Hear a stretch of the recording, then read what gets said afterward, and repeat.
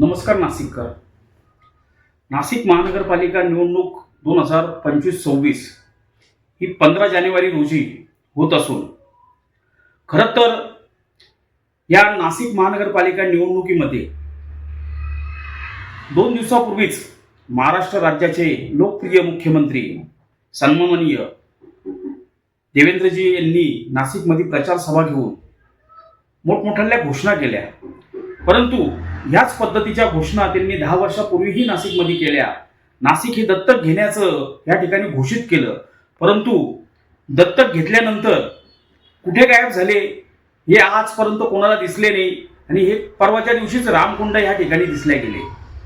मित्रांनो, ही निवडणूक नाशिककरांना सोय सुविधा, योग्य त्या पाणी पुरवठा, रस्ते, ड्रेनेज, लाईट या सुविधांकरता ही महानगरपालिकेची निवडणूक आहे.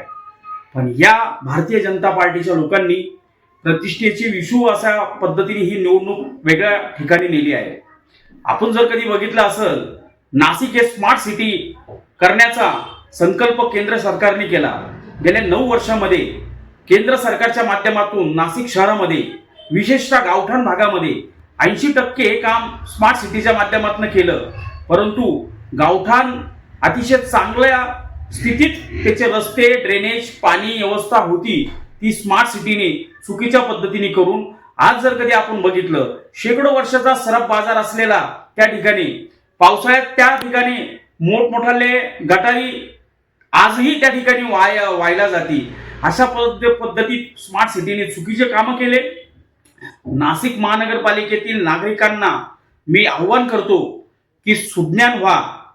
या भूलथापांना बळी न पडता महानगरपालिकेमध्ये ज्या मूलभूत गरजेचे आहे त्या गरज आपल्याकडे केल्या पाहिजे. आता कुठेतरी कुंभमेळा मंत्र्यांनी काल आश्वासन दिलं का अयोध्याच्या धर्तीवर राम मंदिर करू. अहो, सर्वप्रथम आम्हाला तपोवन व्यवस्थित पाहिजे.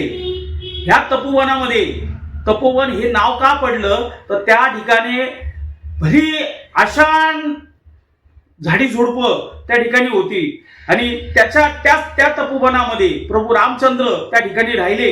अशा तपोवनामध्ये आज तुम्ही सिमेंटाचं कॉन्क्रीटीकरण करतात आहात, 2-2, 4-4 हजार झाडं तोडतात आहात. हे पहिले बंद करा. प्रभू रामचंद्राच्या पदस्पर्शाने पावन झालेले ह्या तपोवनामध्ये तुम्ही सर्वप्रथम झाडं तोडणार नाही असं जाहीर करा. तरच नाशिककरांना विश्वास बसेल का तुम्ही येणाऱ्या काळामध्ये या ठिकाणी प्रदूषण वाचवणं, प्रदूषण होणार नाही याकरता पर्यावरण प्रेमी म्हणून तुम्ही घोषित व्हाल.